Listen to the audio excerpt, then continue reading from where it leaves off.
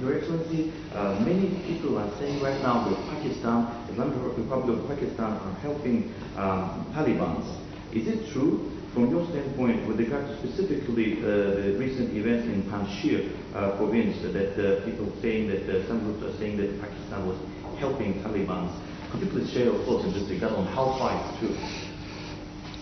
If Pakistan helped Taliban win against the United States, it means that Pakistan is stronger than the United States, the whole of the Europeans, and so strong that it has been able to make a lightly armed militia, 65, 60, 70,000 militia, beat a well-equipped army of 300,000.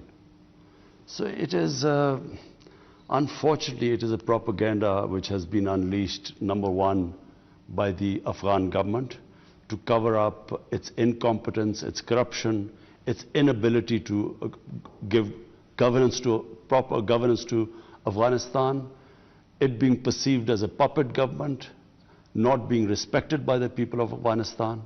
And secondly, it's India, which invested heavily in this Ghani Afghan government.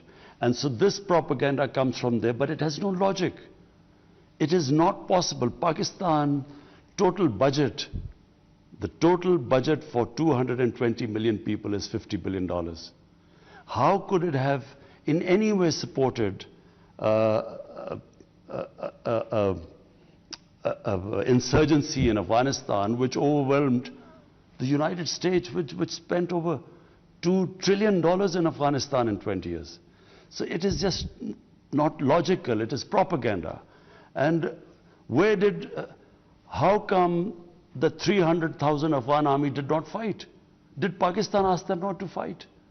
So if you want to know the reasons why the Taliban won and the Americans finally lost after 20 years, all you have to do is do a detailed analysis of why one of the most bravest nations in the world, the Afghan nation, why did the army give up without a fight? Your Excellency, you said that you won't recognize the new government in Afghanistan until the international community will not recognize them. Would you please say, are you planning to recognize this new government at all? Pakistan is part of an international community.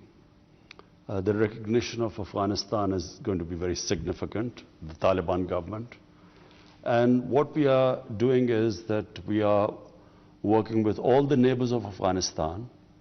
We are developing a policy, what should the Taliban government do for all of us to recognize them.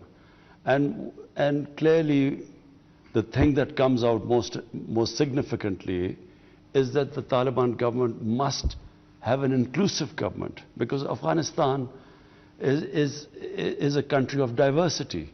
The Pashtun element, Taliban are basically a Pashtun movement, is roughly half the population. Then there are Tajiks, who are a significant minority, and then there are Uzbeks, and then there are Hazara. So for the interest of Afghanistan, for the long-term stability of Afghanistan, all of us feel that it must be an inclusive government which unites Afghanistan. So really that's where we stand today. We will discuss with all the neighbors of Afghanistan and come up with a policy.